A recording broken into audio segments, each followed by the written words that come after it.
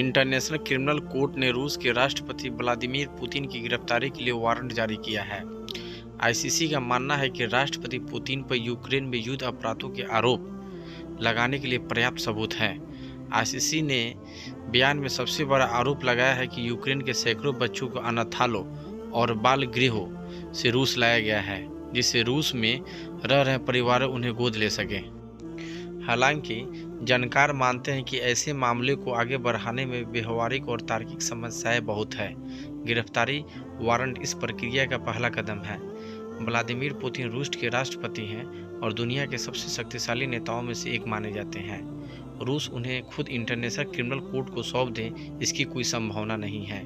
मतलब ये कि जब तक वे रूस में रहेंगे, उनके गिरफ्तार किए जाने का कोई खतरा उन्हें नहीं होगा।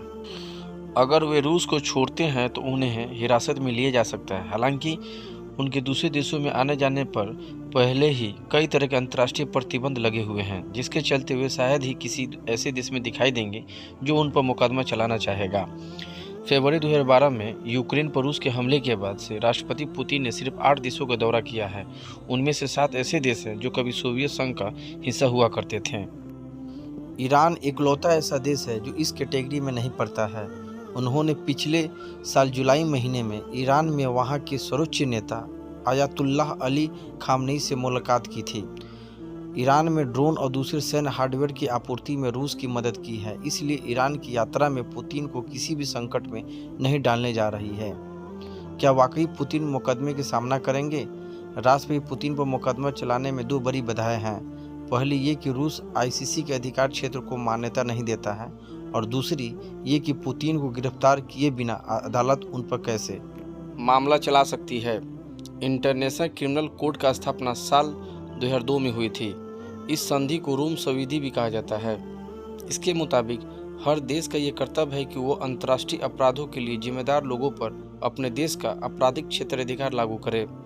आईसीसी सिर्फ वहाँ हस्तक्षेप कर सकता है जहाँ कोई देश अपराधियों पर मुकदमा चलाने में असमर्थ या इच्छुक न हो। कुल मिलाकर 123 देश इसका पालन करने के लिए सहमत हुए हैं। वहीं रूस समेत कई देश इसका हिस्सा नहीं हैं। यूक्रेन सहित कुछ देशों ने संधि पर हस्ताक्षर तो किए हैं, लेकिन इसे रेटिफाइड नहीं किया गया है।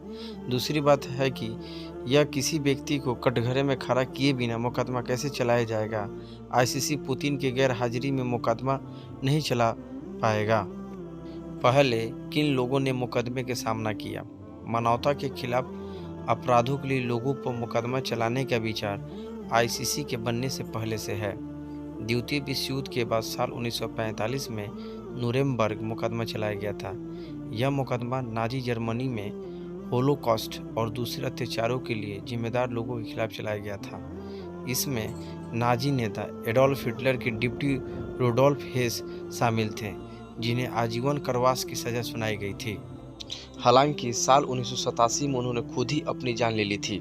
बेशक पुतिन पर वास्तव में मानवता के खिलाफ अपराधों का आरोप नहीं लगाया गया है। हालांकि अमेरिका के उपराष्ट्रपति कमला हैरिस ने कहा है कि उनके खिलाफ ऐसा केस चलना चाहिए, और अगर पुतिन इसके लिए जिम्मेदार होते हैं तो यह एक कानूनी मुश्किल पैदा करेगा, क्योंकि संयुक्त राष्ट्र खुद कहता है नरसंहार और युद्ध अपराधों के अलावा मानवता के खिलाफ अपराधों को अंतर्राष्ट्रीय कानून की एक संधि में नहीं डाला गया है। हालांकि ऐसा करने के लिए कोशिशें की जा रही है।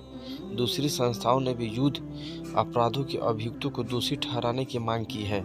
इसमें यूगोस्लाविया के लिए इंटरनेशनल क्रिमिनल ट्रिब्यूनल शामिल है, जो संयुक्त राष्ट्र का एक संगठन है। यह 1993 से 2017 तक अस्तित्व में था।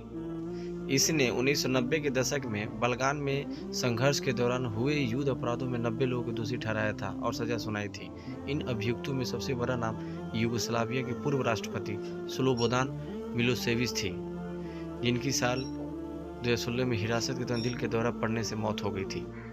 जहां तक आईसीसी की बात है, उसने अब तक पुतिन के अलावा 40 लोगों पर अभियोग चलाया है। ये सभी अफ्रीकी देशों से हैं। उनमें से 17 लोगों को हेग में हिरासत में लिया गया है, 10 लोगों को अपराधों के दोषी ठहराया गया है और 4 को बरी कर दिया गया है। यूक्रेन युद्ध पे इसका क्या प्रभाव पड़ेगा? राष्ट्रपति पुतिन के खिलाफ गिरफ्तारी वारंट एक अंतर्राष्ट्रीय संकेत की तरह देखा जा रहा है, जो ये बता रहा है कि यूक्रेन में जो हो रहा है वो अंतर्राष्ट्रीय कानून को खिलाफ है। कोर्ट का कहना है कि गिरफ्तारी वारंट को इसलिए सार्वजनिक किया गया है क्योंकि ये अपराध अभी भी जारी है। ऐसा करने से वो भविष्य में होने वाले युद्ध अपराधों को रोकने की कोशिश कर रहा है। यूक्रेनी राष्ट्रपति वोलोदिमीर ज़ेलेंस्की ने इस फैसले का स्वागत किया है और इसे ऐतिहासिक फैसला बताया है। उन्होंने कहा, आज अंतर्राष्ट्रीय न्याय के मामले में महत्वपूर्ण ये फैसला आया है। कोर्ट ने पुतिन के खिलाफ अरेस्ट वारंट जारी किया है। यह एक ऐतिहासिक कदम है जो उनकी जिम्मेदारी तय करेगा। लेकिन रूस ने इस गिरफ्तारी वारंट को किसी काम का न बताते हुए खारिज कर दिया है। असल में रूस ने यूक्रेन में किसी भी युद्ध अपराध से इनकार किया है। पुतिन के प्रवक्ता ने आईसीसी के फैसले को अपमानजनक और अस्वीकार बताया है। जिस तरह से रूस से गिरफ्तारी वारंट को खारिज किया है, उससे ऐसा लगता है कि आईसीसी की कार्रवाई का यूक्रेन में युद्ध पर कोई असर नहीं पड़ेगा और राष्ट्रपति पुतिन का स्पेशल मिलिट्री ऑपरेशन यूक्रेन के लोगों पर अत्याचार करता रहेगा। दोस्तों, अगर ये वीडियो आपको पसंद आई होगी तो please like, share and subscribe कर देना ताकि आने वाले वीडियो से मैं आपको अपडेट करता रहूं।